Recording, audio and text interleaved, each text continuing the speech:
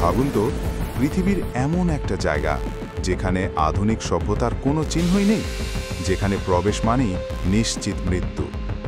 ভারত মহাসাগরের বুকে লুকিয়ে আছে এমনই এক দ্বীপ, উত্তর সেন্টিনেল দ্বীপ। এই দ্বীপের বাসিন্দা সেন্টিনেলিসরা। ধারণা করা হয় তারা প্রায় 60,000 বছর ধরে বাইরের পৃথিবীর সাথে কোনো যোগাযোগ ছাড়াই বসবাস করছে।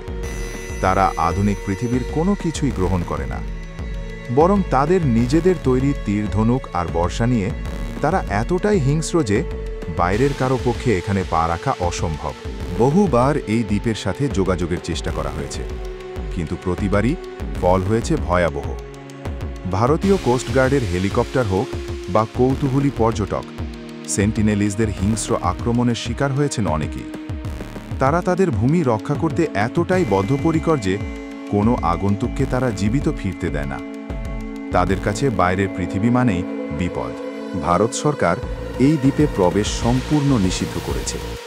তাদের বিশ্বাস, এই আদিবাসীদের নিজেদের মতো করে বাঁচতে দেওয়া উচিত। আধুনিক রোগের সংস্পর্শে এলে তাদের অস্তিত্বই বিপন্ন হতে পারে। তাই উত্তর সেন্টিনেল দ্বীপ এক রহস্যময় দুর্গ হয়েই টিকে আছে। আমরা চাইলেও এর গভীরে প্রবেশ করতে পারব না। উত্তর সেন্টিনেল দ্বীপ আমাদের মনে করিয়ে দেয়, পৃথিবীর প্রতিটি কোণ এখনও আমাদের কাছে উন্মোচিত হয়নি। কিছু রহস্য চিরকাল আমাদের কৌতূহলকে তাড়া করে ফিরবে, আর কিছু রহস্যের পেছনে ছুটলে ডেকে আনা হবে নিজেরই মৃত্যু।